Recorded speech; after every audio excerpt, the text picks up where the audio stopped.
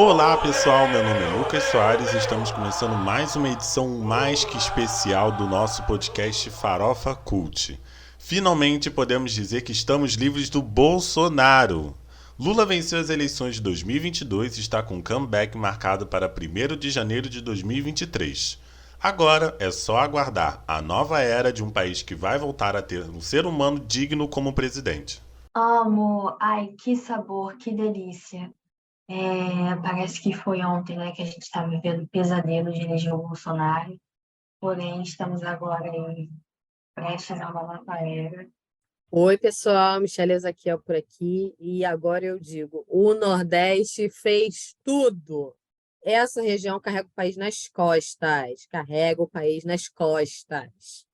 Oi, gente, aqui é Matheus Vinícius e, nossa, acho que é uma sensação de alívio tão grande estar num país que até que enfim decidiu um caminho democrático que vamos na frente, vamos destrinchar melhor a nossa esperança de um país melhor para esse futuro.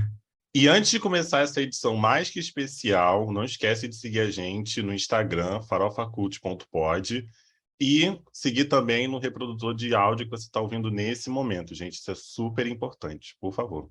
Chegou ao fim a primeira temporada de House of the Dragon. Prima de Game of Thrones, a série do HBO Max foi um sucesso de audiência e repercussão. A história trouxe de volta o encanto do universo de George Martin, que desde 2011 conquistou uma legião de fãs. Com atuações impecáveis e uma história envolvente, Hotd conseguiu fisgar o público e nos fez lembrar da época em que a internet toda se reunia para assistir GOT no final do domingo. Com destaque para Millie Alcock, Emma Darcy, Olivia Cook e Perry Cosdini, temos aí a nova queridinha do entretenimento com uma forte candidata ao Emmy. Com retorno marcado somente para 2024, House of the Dragon tem um longo caminho pela frente. A gente só torce para que ela não siga os rumos de GOT, que também era bem legal no comecinho. Pessoal, qual é o balanço final de House of the Dragon de vocês? Eu adorei, sério, de verdade, achei muito, muito legal. Eu gostei muito das atuações, eu gosto muito do universo do Game of Thrones, então eu estava bem ansiosa para essa série. Achei a história envolvente, assim, os personagens. A protagonista eu achei bem cativante, e uma coisa que eu acho muito legal é que eu consegui odiar a Alicent, e para mim isso é um grande mérito da atriz. Eu também detesto o Christian Cole, e o que também é um grande indicativo de que a série é boa, porque quando eu consigo odiar um personagem é porque a história tá me pegando, sabe? Enfim, eu achei muito, muito legal. Minha única reclamação é com aquela capa, que é bem feia, ela é reciclada de Game of Thrones, e eles ainda colocaram aquele bando de sangue que parece ketchup. Mas fora isso, tá tudo bem. Eu amei num nível, assim, era a série que eu acho que estava mais esperando no ano. E eu acho que até nos defeitos, assim, acho que ela é tão grandiosa, foi tão boa e tão envolvente, que até os defeitos a gente que até os defeitos a gente deixou passar, né, praticamente. Que tem algumas, a gente tem algumas partes de roteiro que em alguns pontos falhou, por exemplo, Christian Cole, ele tinha qualquer chance poderia ter morrido 50 mil vezes, poderia ter acontecido milhões de coisas com ele, milhões de punições, mas o homem passava ileso por tudo e a gente tinha que tapar os buracos de como que ele tá resistindo ainda nessa corte, mesmo fazendo tanta merda. Mas eu acho que é isso, assim, acho que tem as protagonistas são sensacionais, né? Tanto a Alicent quanto a Rhaenyra. O elenco é incrível. Acho que não tem nenhum. É difícil achar um defeito em atuação. Acho que o que as pessoas mais reclamaram foi a passagem de tempo, mas eu estava esperando já meio que fosse algo meio que nesse sentido. Acho que minha expectativa era que eles fizessem algo que realmente percorresse muito tempo da história desses personagens. Teve, sim, alguns pulos de tempo que foram mais desconfortáveis. Por exemplo, não deu para desenvolver muito o relacionamento da Rhaenyra com o Harvey Strong, não deu muito para desenvolver o relacionamento do Daemon com a Laena, mas, no geral, assim, era todo domingo à noite sentar para assistir um show, um espetáculo é, na televisão, assim. Acho que realmente entregou fofocas, entregou intrigas, entregou batalhas, guerras, dragões, enfim, acho que foi um grandíssimo substância, assim, para os nerds de plantão e para os geeks, e para quem não é nerd nem geek, que só queria assistir uma fofoquinha, é um grande novelão, é isso que eu queria dizer. É um grande novelão de intriga familiar, só que com dragões no meio, é isso. Eu, pessoalmente, quando comecei a assistir, quando comecei a assistir, não, quando eu vi o anúncio dessa série, eu pensei assim, gente, mas por que eu ia querer saber da história de um bando de gente que já tá morta? Tá todo mundo morto, todo mundo morreu, os dragão morreu tudo. E aí eu pensei assim, como é que uma história vai ser tão legal a esse ponto, assim? E realmente surpreendeu, teve essas coisas todas, né, que o Matheus e a Joana falaram. Realmente o roteiro é muito envolvente, acho que, enfim, mesmo com essa passagem de tempo, você se apega muito rápido com as pessoas. E acho que só mesmo questão, em alguns momentos, efeitos especiais estavam meio que zoados, né? Não era o que a gente esperava, mas que eu tenho certeza que o HBO Max vai jogar um caminhão de dinheiro na segunda temporada para que fiquem ainda melhores, né? Eu acho que comentando especificamente o último episódio, né? Acho que nesse tempo que esse podcast vai ser lançado, a gente vai falar. Eu, por exemplo, não vou conseguir ficar comentando o episódio sem falar alguns spoilers, mas acho que a morte do Luke realmente foi algo muito visceral, assim. Acho que foi uma coisa assim. Foi mais do que a morte do que aconteceu lá no palácio e tal, e tudo mais, que foi no meio de uma confusão, mas foi aquela morte assim que a gente, né, a série deu um pingo de esperança quando o dragão vai lá para cima, né? É meio que um pouco simbólico, porque é como se ele já estivesse no céu e aí ele é basicamente devorado, né? Ele e o dragão ao meio, assim, de um jeito bem brutal mesmo, né? Eu não li o livro, mas aí eu vi na internet o pessoal postou a rodo o trecho no livro que mostra como foi a morte e realmente foi tão impactante como deve ter sido para quem leu o livro, né? Assim, foi muito triste.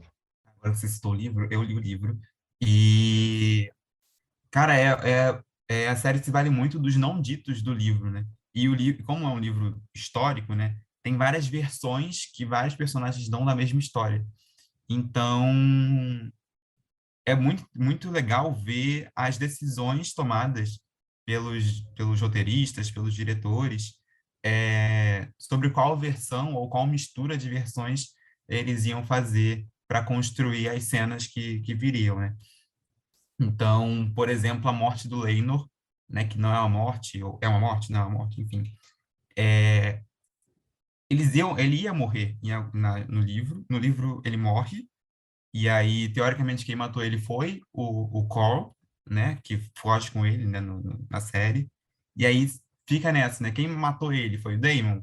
Aí na série já diz, não, o Daemon mandou matar, mas o Daemon não mandou matar. O Daemon pagou o cara para conseguir fugir. Aí, enfim, e aí fica exatamente toda essa ideia de como é que esse cara morreu no livro.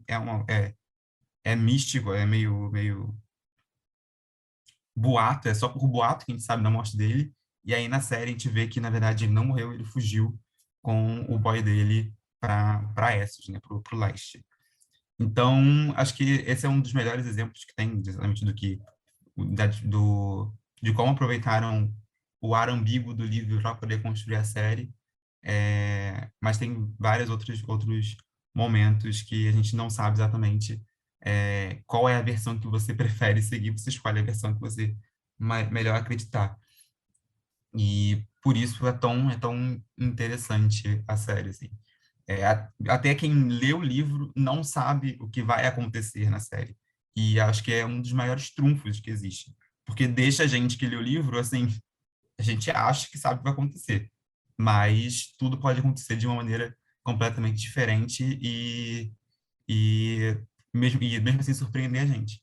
Então, praticamente quem não leu o livro, quem leu o livro só está só tipo um passo na frente de quem não leu.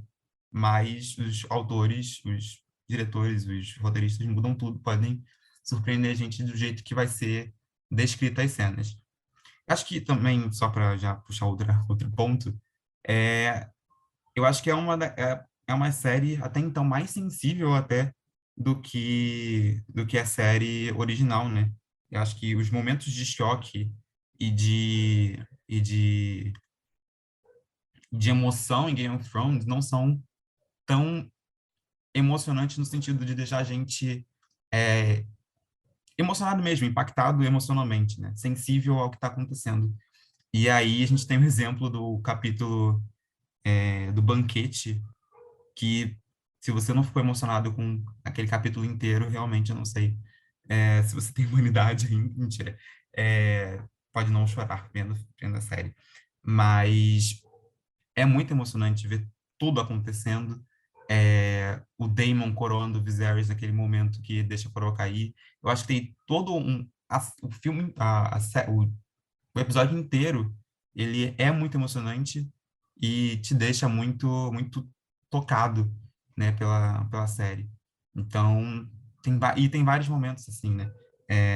O Soares citou o último episódio, que eu fiquei boquiaberto, fui igual diz o meme da Isabela Boscov, né? Fui dormir mudo, acordei calado. Sim, saí do quarto, assim, sem reação. E é isso, assim, acho que a gente tinha uma... Game of Thrones tem muito isso de tirar nossas esperanças assim, no momento que a gente está tipo, com a maior esperança possível. Mas mesmo assim, ela não provoca na gente, provoca mais o choque do que exatamente a emoção. E eu acho que House of the Dragon conseguiu provocar essa emoção genuína na gente. Pelo menos em mim. Eu acho que a única coisa que me pegou foi que algumas passagens de tempo foram muito rápidas, assim. Mas aí eu não sei também, né? Porque, por exemplo, eu lembro que a Alicent, ela definiram que ela ia casar com o Viserys. E aí, da cena seguinte, já era ela com o bebezinho que tinha nascido. Aí eu achei que algumas passagens de tempo foram bem rápidas, assim. Aí eu não sei se isso foi algo, que isso foi uma implicância minha ou se vocês também, muita gente pensou assim que foi meio, tipo, foram informações meio soltas, sabe? Que eu achei que poderiam ser melhor desenvolvidas. Também acho que teve alguns passagens de tempo meio sem sentido, né? Inclusive, eu não sei se foi erro de roteiro ou algo errado que rolou, né? Enfim, ou decidiram depois.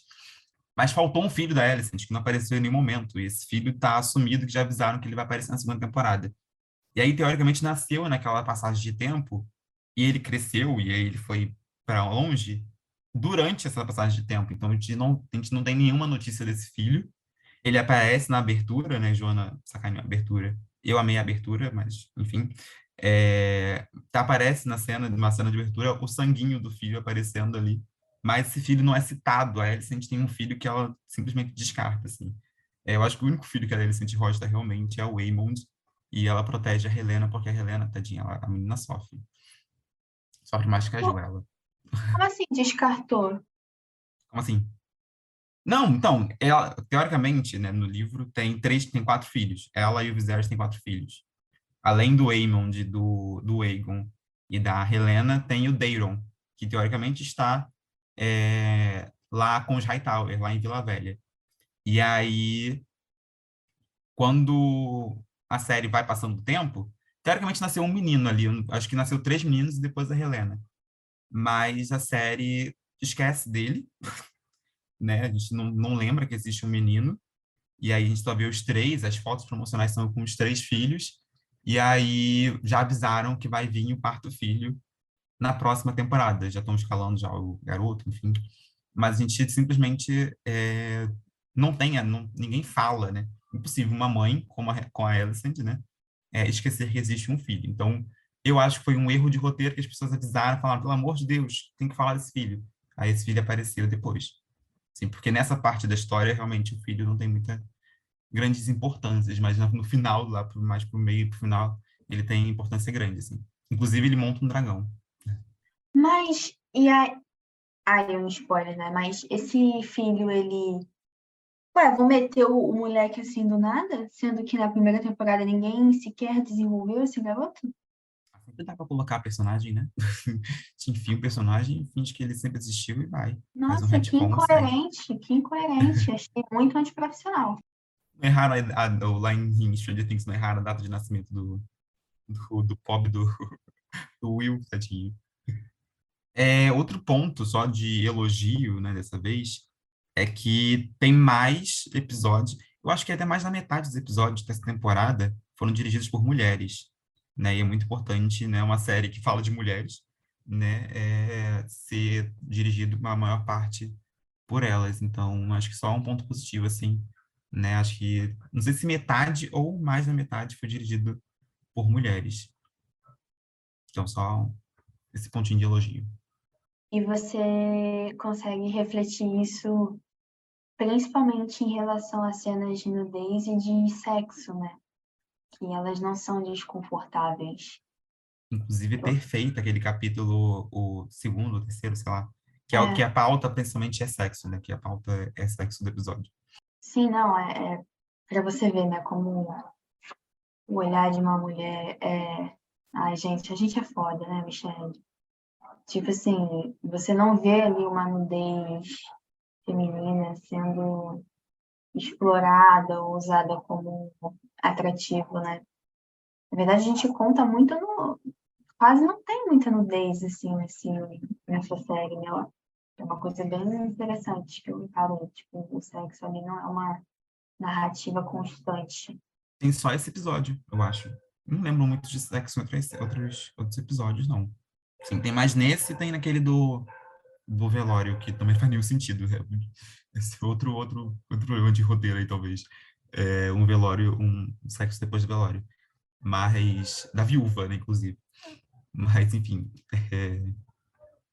do viúvo, né, da viúva não, do viúvo. Mas só tem esse capítulo realmente que é mais óbvio, né? E aí dá pra ver até pela própria cena de estupro marital, né? Que geralmente Game of Thrones gostava de chocar pelo estupro, e aqui foi tratado de uma maneira bem delicada, assim. Eu acho que, principalmente, assim, a primeira temporada de House of the Dragon, principalmente nas questões sociais, né, e também acho que, sei lá, questão de desenvolvimento, acho que a primeira temporada de House of the Dragon mostra bem que o tempo fez bem, assim, pro universo como um todo. Então, eu acho que a gente já consegue ver coisas muito boas já de começo nessa série que talvez a gente não encontraria no desenvolvimento da história, né? Questão de representatividade e tudo mais, que acaba tornando a história ainda mais interessante. Porque, enfim, tem dragão, né? Tem que ter pessoas negras, pelo menos, né? O problema é que Game of Thrones teve muito, muito sério por muitas temporadas. Mas, de qualquer forma, acho que a expectativa mesmo é de que tenha mais investimento em CGI, essas questões de roteiro sejam resolvidas, porque a série já é um espetáculo. Na segunda temporada, então, a meta vai ser, enfim, fazer uma coisa sensacional. E a gente sabe que não existe outro lugar, porque eu, por exemplo, sou cadelinha da HBO, não tem outro lugar que poderia fazer mais uma temporada sensacional sem ser HBO. Então, os caras sabem o que estão fazendo e vai dar muito bom. Se o senhor fosse um pouquinho mais educado e menos mimado, o senhor teria respeito pelo que eu estou falando. Eu não estou acima da justiça. Se eu não acreditasse na justiça, eu não tinha feito partido político. Eu tinha proposto uma revolução nesse país. Que Deus tenha misericórdia dessa nação. E é isso, gente. Deu PT. Depois de 20 anos desde sua primeira vitória, Lula venceu as eleições de 2022 e será o nosso presidente pelos próximos 4 anos. Esse segundo turno foi o mais acirrado, com menos de 2 milhões de votos de diferença entre Lula e Bolsonaro. Mesmo com um crescimento de 7 milhões de eleitores de Bolsonaro, a festa da democracia deu a vitória ao candidato que fez a verdadeira frente ampla democrática. Luiz Inácio Lula da Silva recebeu mais de 60 milhões de votos, se tornando o candidato mais votado da história. Mas não foi fácil fazer a festa da democracia acontecer. A última semana foi cheia de tentativas de desacreditar o processo eleitoral, desde a prisão de Roberto Jefferson até a cena pavorosa da deputada Carla Zambelli perseguindo, armada, um homem negro, passando pela denúncia sem base contra rádios que, teoricamente, não transmitiram a propaganda do Bolsonaro. No próprio dia da votação, a Polícia Rodoviária Federal ordenou inúmeras operações nas rodovias nordestinas, fora as blitz que rolaram em alguns municípios. E aí, gente, como está sendo para vocês esses primeiros dias de fé na democracia? O que vocês acham que vem pela frente nesses próximos 2 meses? Eu queria começar só dizendo que eles tentaram muito, mas tentaram. Essa semana foi difícil, pareceu que a semana foi um ano inteiro. Eles tentaram muito impedir que acontecesse o que aconteceu domingo, mas não deu, gente, não deu. O Bolsonaro podia ter jogado dinheiro do céu, ele jogou o dinheiro do céu praticamente, mas não deu, não deu. Lula foi eleito, pelo amor de Deus, Lula foi eleito. Eu chorei, esperneei, gritei, xinguei Bolsonaro na varanda. A gente conseguiu, gente, a gente conseguiu extinguir esse projeto fascista do país. Eu me sinto adorável, mas ainda assustada, porque esses próximos 2 meses vão ser de muita tensão. Hoje, né, nós estamos gravando esse podcast numa terça-feira, dia 1º de outubro, perdão, 1º de novembro, e esse país aqui hoje presenciou um caos. Não sei como vai ser amanhã, não sei como será nos próximos dias, não quero ser pessimista, mas eu acho que é um momento de muita atenção, de muito cuidado. E assim, para os próximos 4 anos, tenho sim uma esperança, né? Porque agora a gente tem aí o Lula, e eu espero que ele traga aí de volta, né? Que ele faça uma gestão de país muito digna, e isso eu não tenho dúvida que ele vai fazer, mas acho que a batalha não está ganha, não. Porque a gente conseguiu tirar o Bolsonaro, né, o chefão ali do trono, mas os discípulos ficaram, as ideias ficaram. Tem muita gente ainda chorando, muita gente que ainda compra o Bolsonaro e o bolsonarismo. Então, são 4 anos, a gente não pode só ficar no pagode, na festa, não. A gente tem que trabalhar esses 4 anos para cortar esse mal pela raiz, porque senão eles voltam, né? E voltam mais forte ainda. E é isso, assim, eu acho que vão ser 4 anos de um trabalho redobrado, porque a gente ainda tem muito o que fazer, a gente não venceu completamente a batalha, não. Mas já tivemos uma grande vitória, né, entre as mini batalhas de uma guerra, a gente teve aí uma grande vitória e bora que bora. Assim, gente, na última edição eu vim aqui devastada e agora eu venho aqui comemorar, né? Essa edição quase que comemorativa desse feito do Lula ter ganho. A gente sabe que foi super apertado. Ainda assim, é assustador, porque eu volto a dizer, né? O Bolsonaro teve um crescimento, né? Significativo do primeiro turno para o segundo, mas mesmo assim ele não conseguiu, né? Ele tentou de tudo, todas as formas, botou a PRF para poder bagunçar a eleição, para descredibilizar o processo eleitoral brasileiro, mas ele não conseguiu. A gente conseguiu, de fato, eleger o Lula. É uma eleição assim que dá uma esperança para a gente, porque a gente tem que pensar que assim, ele pode não ter sido eleito, mas a ideia dele está aí, então a gente vai ter um longo trabalho durante esses 4 anos para poder tirar essa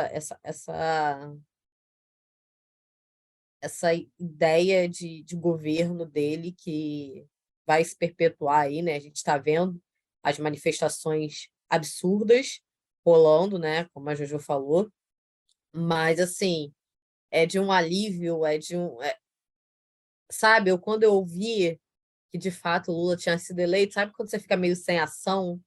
Eu fiquei meio sem ação mas assim foi o sem ação mais feliz da minha vida. Eu acho que a gente esperou muito, a gente esperou 4 anos para poder chegar nesse dia, né? De fato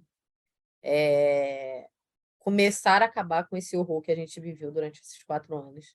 Então foi assim muito satisfatório, foi um momento assim muito bonito, né?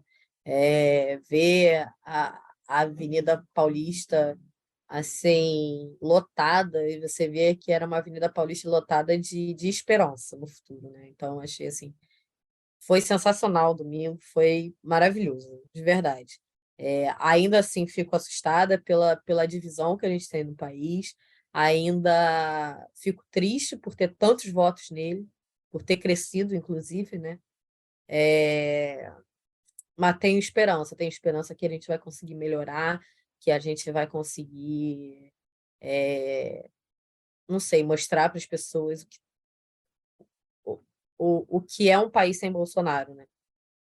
Que de fato a gente já começou a ter aí as boas novas, né? Da Noruega, Canadá, enfim, né?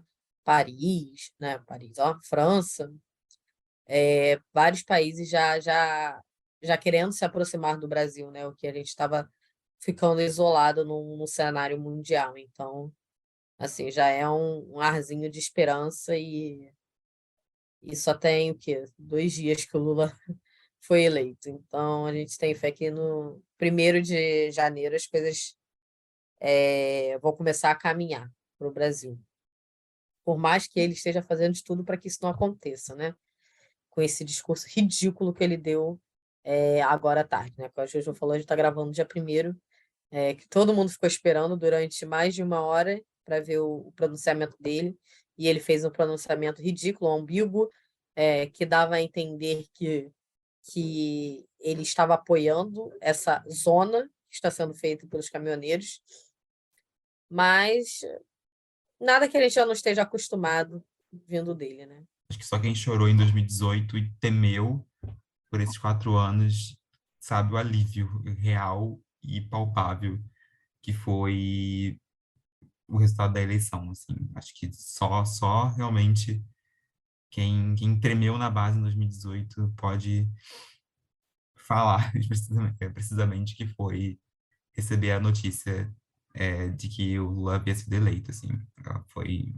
Acho que um dos maiores alívios que alguém poderia ter sentido, assim, na vida. Eu não tenho uma visão muito romântica da política, né? Eu sempre fui muito mais pé no chão e tal, e por vezes até cética.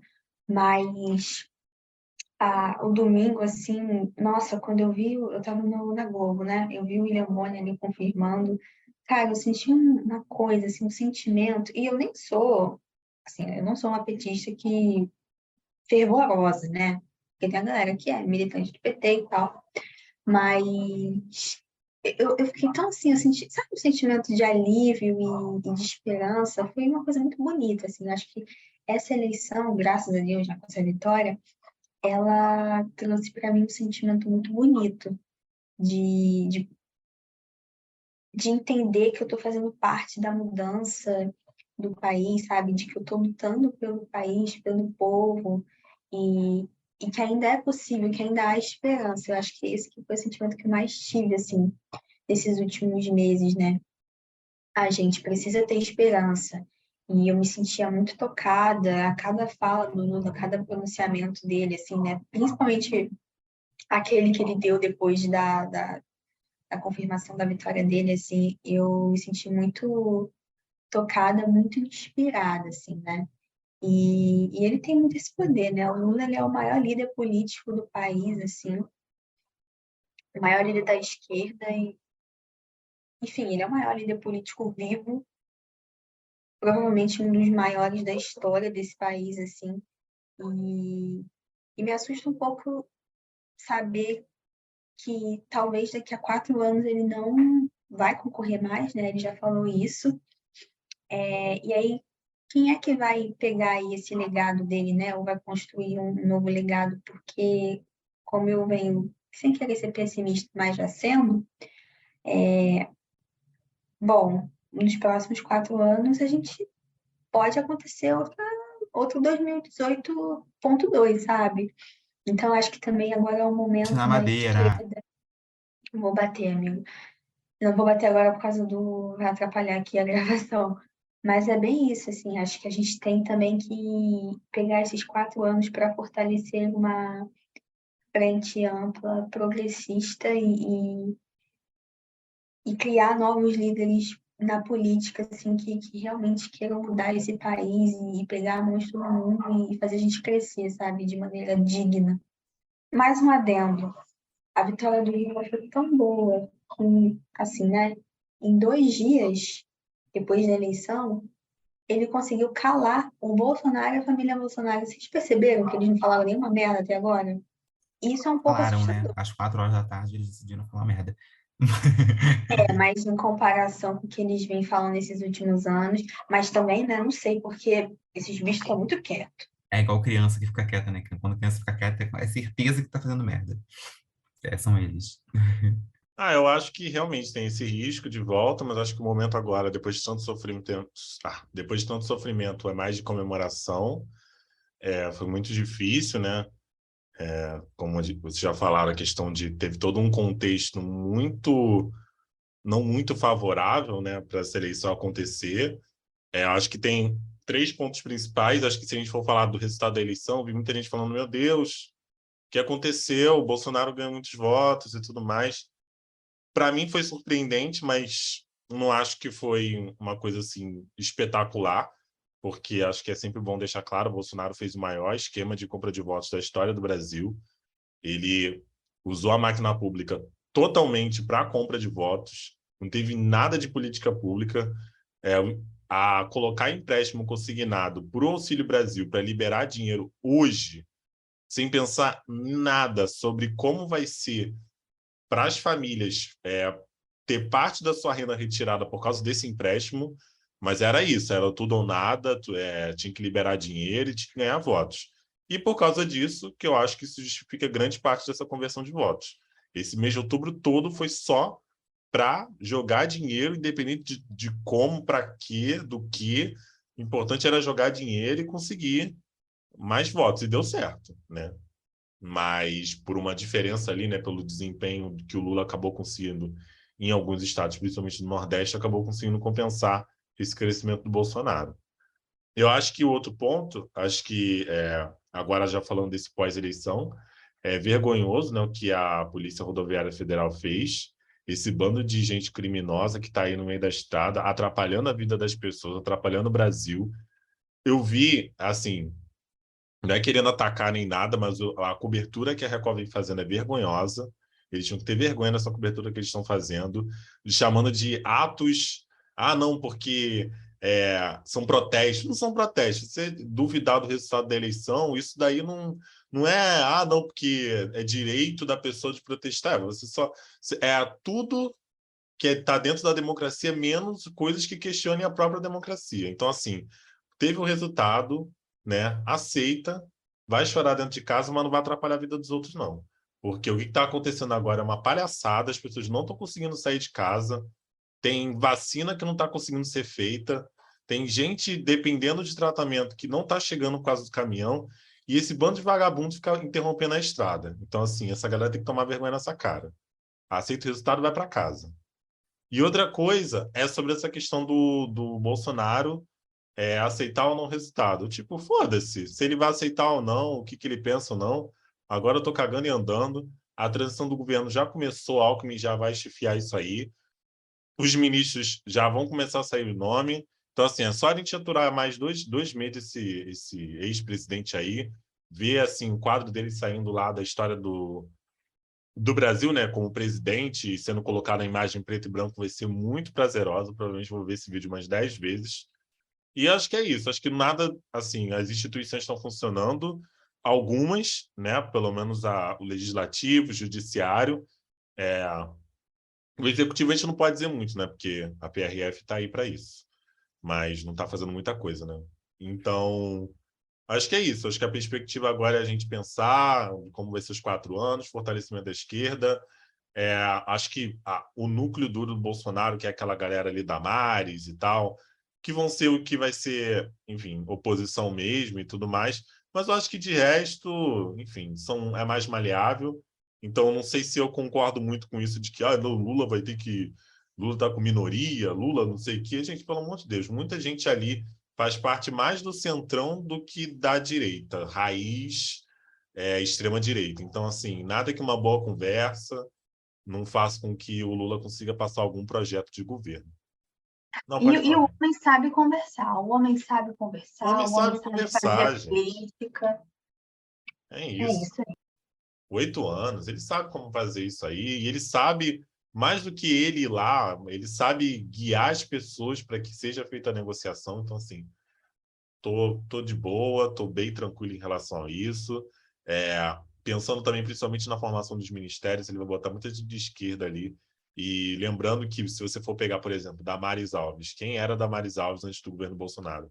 Então, colocar alguém na esplanada dos ministérios ajuda muito para que essa pessoa se eleja no futuro um senador, um deputado, disputa aí um cargo de prefeito. Então, eu ainda estou com essa perspectiva aí muito positiva de que a chegada do Lula pode puxar no futuro mais candidatos sejam eleitos de esquerda.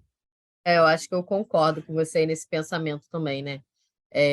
Assim, o Lula, ele sabe como agir ali na política, né? Ele sabe muito bem jogar o jogo político, né? Não foi à toa que ele governou aí 8 anos e assim, pode-se dizer com excelência, né? Ele se posicionou muito bem, né? Durante os 8 anos de governo dele, ele fez muita coisa, o Brasil cresceu muito durante o governo dele. Então, eu acho que não vai ser um problema, assim. É ruim a gente ter uma base. Eu acho que é ruim a gente ter essa base, né? Porque, como eu já falei, eu acho que é péssimo a gente ter um Brasil que elege, que compra a ideia do bolsonarismo, que é uma ideia que mata, literalmente, né? A gente já viu isso. Mas eu acho que ele vai saber jogar esse jogo. Porque essa galera também. Eu acho que essa galera que foi eleita é muito bolsonarista de estar ali surfando na onda de quem está na crista, né? Então, naquele momento era o Bolsonaro, então acho que é isso. Acho que essa galera é muito centro também, né? A gente tem que pensar em desfazer essa ideia do bolsonarismo que foi criada aí. Eu acho que antes desses 4 anos já, né? Já é uma ideia que ela está vindo ali, sendo moldada ali desde do impeachment, né? Da Dilma, né? Que com esse antipetismo e tudo, então só fez crescer. Então, acho que a gente tem um dever de desconstruir isso para que, de fato, a gente não chegue lá na frente, né? E tenha mais uma luta para não ter uma volta aí do bolsonarismo. Então, acho que o governo Lula também tem que se preocupar muito com essa questão política que ele já trouxe no discurso dele, né? Que ele não vai governar para os 60 milhões que elegeram ele vai governar para o Brasil inteiro, né, para os mais de 200 milhões de brasileiros, que é o que tem que ser feito, né, que é o que se espera de um presidente, de fato. É um presidente que não fala, né, que vai governar para a maioria e não para a minoria, né? Enfim, como está acabando o tempo? Vou Que a só falar. minoria tem que se curvar Se à curvar a maioria, né? maioria, É é pior exatamente isso, né? ainda. Nem é pior. Como está acabando o tempo, só queria falar de que teve gente que saiu gigantesca, né, dessa campanha do Lula, principalmente no segundo turno. Eu é, acho que a maior de todas dessas pessoas é a Simone Tebet. Acho que a mulher conseguiu surfar nessa onda da Frente Ampla com uma excelência, assim, que eu digo, só votaria na Simone Tebet em caso de segundo turno, ou quem sabe um voto útil, né? Mas a gente espera que não seja um voto útil. É, então, cresceu muito e acho que deve vir sim como presidente, vai vir como ministra, vai tentar alguma coisa aí grande, e ela saiu gigantesca exatamente por essa defesa da democracia que ela demonstrou durante esse segundo turno. Marina Silva também saiu gigantesca também. Eu acho que todas essas pessoas que decidiram vestir a camisa da Frente Ampla, vestir a camisa da democracia de fato, e foram para palanque e foram militar, viraram petistas raiz, assim, do nada. Essas pessoas merecem muito aplauso. Apesar do Haddad ter perdido em São Paulo, a campanha dele foi essencial também para o aumento de votos em São Paulo. Aqui no Rio, engraçado, né? Subiu o número de pessoas que votaram no Lula, embora o Bolsonaro tenha ganhado aqui também. Mas é importante registrar essa subida aqui no Rio. Então, voltando, Simone Tebet, Marina, Haddad, vai pintar esse troço? Então, acho que tem que aplaudir essa galera aí. Janones, uma besta enjaulada, Janones. Então, a gente tem que aplaudir muito essa galera que decidiu, que militou muito pela Frente Ampla, pelo governo do Lula. Então, acho que são pessoas que saíram gigantes, assim, no conceito do Brasil inteiro, assim. Então, acho que é isso, assim, tem que aplaudir essa galera. O Janones, ele foi uma revolução, ele foi um movimento, assim, isso é provado por números. Ele virou completamente o jogo da esquerda em todas as redes sociais. Assim, o cara meteu um outlike, né, que é quando o comentário tem mais curtida do que post, em vários perfis bolsonaristas. Então, assim, realmente foi uma surpresa, assim, muito, muito, muito bem esperada. E acho que é bem o que traça, né, que o governo Lula vai ser. Então, vai ser um governo que vai também dialogar muito, né? Vai ter muito mais diálogo, né, do que teve nos primeiros 8 anos. Mas, principalmente, vai ser um governo muito voltado para o centro, né? Também igual que foi o governo dos 8 anos que tivemos o Lula no poder. Algumas dúvidas ficam no caminho, né, sobre quem seria o sucessor do Lula, mas eu acho que o momento agora é só de aproveitar a vitória, comemorar, porque a gente passou 4 anos sofrendo. Falta pouco, a gente está ali nos 45 do segundo tempo, mas a gente vai chutar o inominável de vez e a gente vai comemorar muito e espero que até lá as coisas se acalmem um pouco, né? E vão se acalmar. O Lula vai conseguir trazer felicidade para o Brasil de novo e a gente vai estar aí na torcida. Alô, alô, alô, vocês sabem quem sou eu? Vamos fazendo. Chama que eu vou. Travessia, a atual novela das 9, estreou em menos de um mês e já está dando o que falar. Só que nesse caso, não do melhor jeito de se falar numa novela. A trama marca o debut da atriz Jade Picon, a jovem ex-BBB, que conseguiu a independência financeira aos 13 anos. Parabéns. Aliás, sua atuação é o que mais está dando atenção na mídia e do público, já que está dividindo opiniões. Outro detalhe de Travessia que não está passando despercebido é o seu roteiro. Glória Pérez tem passado tanto tempo no Twitter que acabou incorporando algumas das gírias da rede social. Assistir atores consagrados conversando entre si enquanto usam palavras como flop, chipar e cancelado está bem difícil de engolir. Mas a pergunta que não quer calar é: quem é a protagonista de Travessia e qual é a história da trama mesmo? Não sei, gente. Gente, vocês estão se dando o trabalho de acompanhar a Pérola? É muito difícil acompanhar a Pérola, Mina. Tentei alguns dias, mas é realmente difícil, assim. Porque, eu não sei, acho que eu não tô conseguindo entender a proposta dos personagens. Acho que é esse o meu maior problema, assim. Né? Porque a ideia, eu acho que é ter 4 protagonistas. Quem tá assistindo me ajuda aí, né?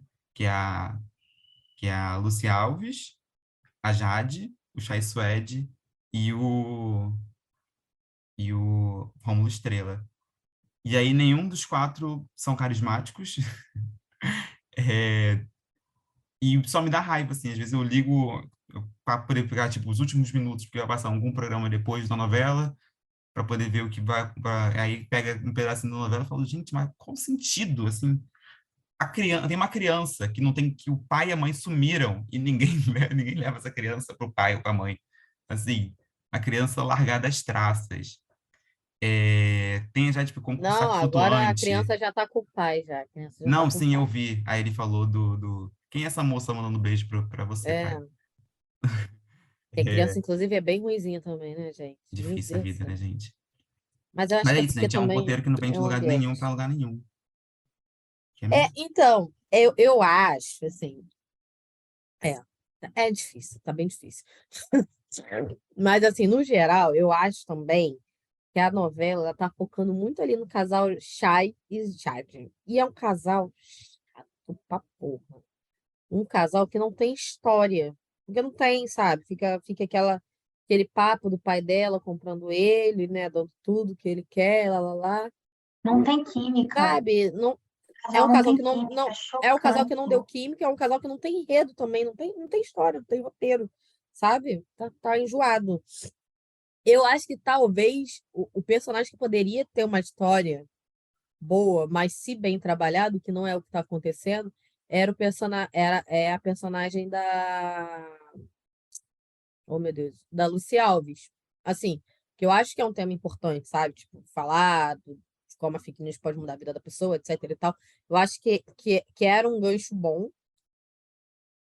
mas tá perdido, não tá sendo bem explorado, estão botando tempo de tela todo pra Já acabou, né? Jade, Pelo que parece, o episódio sabe? de hoje é E a agora liberdade dela. exatamente, é a liberdade dela e meio que descobrindo também, tipo, não, gente, isso aqui foi uma fake news, lá, lá. Então, eu acho que, assim, não souberam, sabe? A história não tá se desenvolvendo para nenhum lado. Eu acho que outra história, talvez, que poderia dar mais alguma coisa, é essa questão da personagem da Jade, né? Ser filha do tal do Moretti, mas... E nada se explora, só fica nisso, ai, eu quero... Agora ela tá querendo saber da mãe dela, né? Ela passou 95 anos da vida dela, não quer saber da mãe dela, mas agora porque uma criança perguntou da mãe dela, ela quer saber da mãe dela. Enfim, olha, tá difícil, gente. Mas eu ainda tô persistindo um pouco, mas tá difícil, tá bem complicado. Eu não assisto essa novela porque, não achei nada de interessante. Eu só vejo os cortes da Jade, que tá carregando a novela nas costas. Ó, vamos ver aí se não é um efeito reverso, porque eu acho que tem muita gente assistindo a novela por causa da Jovem Independente aos 13. Mas é maravilhoso, porque tá todo mundo atuando mal. Tipo assim, pra tu ver como que um roteiro faz diferença, né, numa novela. E direção e tal. Mas tá todo mundo atuando mal. Eu vi uma cena da Alessandra Negrini, gente, aquela mulher, uma deusa. E ela tá falando ali uma fala que foi praticamente tirada Caricata. do Twitter, super caricata. Rodrigo Lombardi. Gente, uma piada, assim, é bizarro, bizarro. E a história é chata. Até então eu nem sabia quem era a protagonista da história. Eu nem sei qual é a história, pra ser sincera. Porque eu só vejo nos comerciais da Globo o Chai Suede e a Jade se beijando, entendeu? E a Jade fazendo live. A Jade tá interpretando ela. Só que é muito doido, né? Porque até interpretando ela não tá indo bem. E aí uma coisa que me incomoda também é o sotaque forçado carioca, que o povo de fora quer imitar carioca, aí acha que a gente fala como se fosse uma chaleira que fica toda hora chiando. Não é assim, não, entendeu? E A aí gente fica. geme, a gente come letra. Ah, fala aí um isqueiro, chiqueiro. A gente chia, a gente chia. Não, Não, amiga, mas sacanagem. Cara, a eu Mas gente amo tá, esse mas anime. tá ridículo, tá esquece. caricato. Ai, Tá, que tá susto, pai! caricato. Que susto! Que susto! Filha. Ai, muito bom. A Jade parece que recebeu treinamento diretamente das telenovelas do Quai, com com a nossa querida Marquelli. Caraca, Soares, na moral. É o multiverso. A gente não falou do multiverso. Aqui a Jade Picon tá expandindo o conceito de multiverso do Kawaii. Mas eu acho que é isso, né, gente? Eu não acompanho a novela também, mas, enfim, o Twitter só fala disso, né? Porque, enfim, as pessoas gostam de falar mal das coisas, mas aí, nesse caso, é difícil, né, gente? Eu já vi vários vídeos dela e tá muito, muito ruim, né? Não é tipo aquele ruim que a gente ignora. Tá, tipo, ruim igual as coisas do Riverdale, sabe? Que as pessoas continuam assistindo e mesmo assim tá ruim. Só que ao contrário de Riverdale, que ainda tem muita audiência, a Travessia só despenca, né? Então acho que nem isso dá para comparar direito. Mas tá feio, né? Acho que a gente não esperava muita coisa, só que a novela conseguiu surpreender negativamente, né? Pelos comentários das pessoas e pelos vídeos que eu já vi e pelo que as pessoas falam, principalmente do roteiro da novela, que não faz muito sentido, né? Tá parecendo muito aquele meme que o pessoal usava no começo do ano, né? Decaiu, né? Então, decaiu, né? De Pantanal para isso. E uma ironia do destino, né? É que, na verdade, não seria a Travessia, né? A novela que ia entrar agora, né? Seria Todas as Flores, que ia entrar depois de Pantanal. Só que a Globo, de última hora, decidiu jogar Todas as Flores para o Globoplay Aí Todas as Flores teve que encurtar, cortaram núcleos de novela de Todas as Flores, cortaram gente do elenco, tiveram que readaptar roteiro. E aí Todas as Flores só falam bem, né? A novela original Globoplay. E aí Travessia, que é o que tá no ar, né? No horário nobre, o pessoal só fala mal, né? Então, assim, não foi uma decisão acertada, né? Mesmo seria legal se tivesse jogado Travessia no Globoplay, que aí mesmo se o pessoal tivesse bombardeando, a Globo não ia sofrer com a audiência, né? Só estaria ali no streaming. Mas, de qualquer forma, fica a lição, né? Não, e a Travessia ter ido para Globoplay era para ela combater, era para ela brigar com as novelas de streaming dos outros streamings, né? Principalmente da HBO Max, que tinha prometido que ia fazer novela, e HBO Max acabou, né, gente? A gente nem falou disso no podcast, né? Aconteceu esse evento, né, do fim da HBO Max, e a gente não falou sobre esse tema. Mas como a HBO Max acabou, né, está acabando, não vai ter novela, né? Acabou o dinheiro. Então, acabou que a Globo fez uma novela para o streaming à toa. Mas pelo menos ela vai fazer essa estratégia, né, de lançar uma novela para o streaming por ano. Então, estamos aí. A Travessia não, Todas as Flores vai ser feita em 2 blocos, né? E aí vai ter expectativa para outras, mais uma a cada ano. Enfim, é um tiro no pé realmente que aconteceu. Mas será que as pessoas ligariam para assistir, abririam a Globoplay para assistir Travessia? É uma coisa que a gente realmente nunca mais vai saber, mas as pessoas ligavam para assistir Verdades Secretas 2, né? Porque é uma humilhação assistir aquela novela. Vocês assistiram, né, Joana e Michele? Decidiram assistir, Eu não mas era... terminei, devo dizer isso. Eu não terminei, mas onde eu Ela termino? tá amargando, né, na Globo, né? A Uhum. versão da internet, né? A versão televisiva Não tive tá bem coragem de negativa. terminar. É absurdamente ruim. É uma das piores coisas que eu já vi na minha vida. Eu não tô brincando, gente. Nossa, a Joana, ela esculacha da cara. Mas ela tem cara de pior coisa que assistiu na sua vida. Com Rômulo Estrela também, a pessoa que mais trabalha na Globo é esse homem, no momento. Ia falar mais uma coisa que Graças a Deus que ele tá sempre aparecendo na nossa televisão. que eu ia falar era que acho que as pessoas esperavam uma novela boa mesmo de Travessia, porque é a Glória Pérez, né? A Glória Pérez geralmente faz novelas populares, novelas que apesar de absurdas muitas vezes, elas conquistam, né, as pessoas. É, Tanto que passou, né, recentemente, passou a reexibição do A Força do Querer e acho que foi comentada de novo, assim, sempre também trazendo, como a gente falou, né, a Glória Pérez parece estar no Twitter o tempo inteiro pegando momentos, né, pegando assuntos, e realmente a Glória Pérez gosta de pegar esses assuntos comentados da ciência, da internet, da sociedade, e transformar isso em novela, né? Tanto que agora ele vai fazer uma novela sobre metaverso, essa atual, né? Tá rolando Travessia, tem coisa de metaverso. Tem um personagem que é assexual aí, que vai ser desenvolvido. É, Então, acho que a Glória Pérez, ela tem essa veia de tentar trazer algo atual ou futurístico para a novela dela. Às vezes, você tem que fazer um esforço, né, para poder pescar a qualidade do negócio, né? Mas geralmente faz sucesso, né? Eu acho que Travessia tá sendo muito estranho, assim. Até Salve Jorge, né, que é uma novela muito considerada ruim por aí, acho que dá para pegar a essência ali de Salve Jorge, assim, dá para pegar rápido a ideia do tráfico de mulheres, assim. Então, acho que é um problema essa novela não ter entregado o plot dela logo no começo, assim. Então, acho estranho, assim, não ter essa novela falhar tanto, assim, falhar muito. Por enquanto, né, falha muito. Ela pode ressuscitar a novela em algum momento e, e dar certo, assim. Por exemplo, essa novela das sete que tá rolando agora, ela é ruim, né? Ela não tem muito carisma, mas, por exemplo, essa semana aconteceu um negócio que eu fiquei ali, tipo, quero ver o que vai rolar aqui, que teve a volta da Morta-Viva lá. Então, fiquei interessado por alguns segundos em assistir essa Ai, novela. amigo. Nossa, coragem. Coragem, eu tava na sala hoje quando começou essa novela, eu falei, gente. Não, é muito ruim, não tem carisma nenhum essa novela. A pobre da Thais Araújo jogada numa novela sem carisma, tadinho. Não, mas é isso, né? Eles estão indo para essa novela das sete que não era o tema. Tem um elenco legal também, assim como novela das nove, tem um elenco bom, mas falhou, né?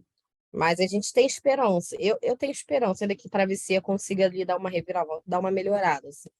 Ainda quero ter esperança. Eu só queria falar mesmo que a gente está falando bastante dessa coisa de que tá pegando muita linguagem do Twitter, e acho que depende muito da forma como é colocado também, assim, na novela. Só para fazer uma comparação, eu vi hoje o pessoal falando sobre uma cena que tem em White Lotus, que é uma série original da HBO, que tem um diálogo muito interessante, né? Que acho que tem tá as filhas, eu acho que, eu não sei se é a avó, se é a mãe, e um cara ali, e aí eles estão falando sobre a vida sexual dele. E aí a mãe fala uma fala, enfim, é uma cena muito satírica, né, sabe? Tem um humor muito interessante. Aí a mãe fala assim, tá, e vocês vão fazer o que comigo? Vocês vão me cancelar? Vocês vão botar no Twitter? Sabe, eu acho que eu gosto mais quando pega essa linguagem na internet, e o pessoal estava comparando bastante com a novela, essa cena de White Lotus, quando pega essa linguagem na internet, usa ela mais como ironia do que, de fato, pegar isso e jogar dentro da novela e tentar adaptar no roteiro e fazer aquela, sabe, como se estivesse batendo tudo num liquidificador e toma aí para o espectador, sabe? Eu acho que o jeito que é colocado na novela, muitas vezes acaba ficando tosco, né? Eu acho que seria muito mais legal se fosse desse jeito mais satírico, dessa coisa de fazer brincadeira. Acho que, sei lá, talvez o público ia conseguir pegar mais isso, sabe? Porque fica muito forçado, sabe? Eu vi pelos vídeos que eu vi de algumas cenas que ficou muito assim, tipo, realmente ela abriu o Twitter num dia de tarde, viu uns 10 tweets, jogou tudo num misturador de palavras e fez o roteiro, sabe? Porque às vezes fica até fica forçado, parece meio jogado, meio fora de contexto, porque também é uma linguagem que faz muito sentido na internet, né? Ok, tem coisas que a gente acaba levando para o cotidiano e tudo mais, mas é uma linguagem que faz muito mais sentido na internet do que no dentro de um roteiro de novela, sabe? Não sei se fez muito sentido, mas acho que a ideia era essa. E é aquilo que a gente falou também sobre Verdades Secretas 2, se o bastidor está falando mais alto do que a novela, é porque algo está acontecendo. As tretas da Cássia Kiss, o posicionamento político da autora, o jeito, todo mundo pergunta para qualquer membro do elenco como é trabalhar com Jade Picon, a tônica, né, das entrevistas é essa. Então, se o bastidor está falando mais alto do que a própria novela, o texto em si, é porque não está no caminho certo.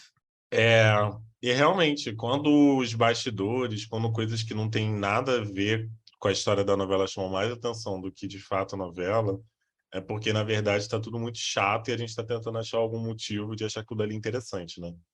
E o melhor motivo de achar isso interessante é confusão mesmo. E o bastidor realmente está chamando muito, muito, muito mais atenção. Está sendo muito mais comentado do que a história. A história não vira. Hoje em dia a gente fala muito, né? A história não vira trend. Quando eu abro o Twitter só tem gente falando mal, o Facebook só tem gente fazendo piada.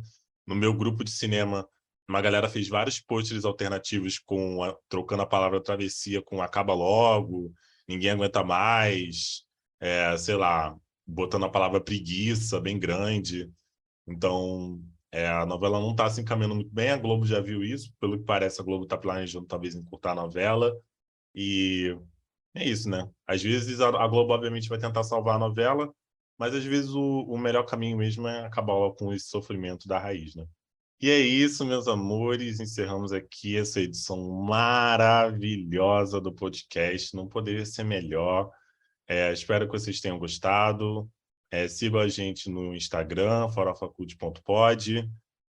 Acompanhe no seu tocador de podcast favorito. Tocador é uma palavra meio tosca, mas eu vou usar. E é isso. Até a próxima quinzena. Beijos. Um beijo. Até o próximo episódio. em que a gente vai falar coisa. Eu não sei nem ser jornalista em um governo positivo, assim, eu não sei. A gente vai descobrir junto como é que comentar política num governo democrático. E vamos que vamos, é isso aí. Tchau, gente. Obrigada pela conversa. Ai, que conversa gostosa. Imagina, quando a gente for fazer o nosso podcast, não precisar mais falar sobre todas as merdas e caos do governo. Ai, que delícia, mal posso Eu tô esperar. esperando esse momento tanto. Não é, Não menina? precisar xingar o Bolsonaro nunca mais, gente. Olha, Porque o que são. Gente, olha, muito bom, né? Imagina É, não ter que entrar todo episódio aqui falando mal do Bolsonaro, até quando não é pra gente falar do Bolsonaro. Muito bom. não, e assim, a gente vai poder ir para os lugares, para os festivais de música, para as rodas de samba, não vai precisar interromper para ficar gritando fora Bolsonaro, vai Bolsonaro tomar no Porque cu, ele já entendeu? tá fora, né? Muito A bom. gente vai poder ser feliz, não vai precisar ficar lembrando que existe, que tá vivendo num país merda, governado por um merda, né? Ai, que delícia. a gente não vai Beijo, viver mais de gente. distopia nunca mais. Distopia nunca mais. Então é isso, gente. Um beijo. Foi um ótimo papo hoje. Muito feliz de ter Lula presidente novamente. E é isso. Um beijo. Tá na hora do Jair, tá na hora do Jair. Eu quero Jair embora, arruma suas malas.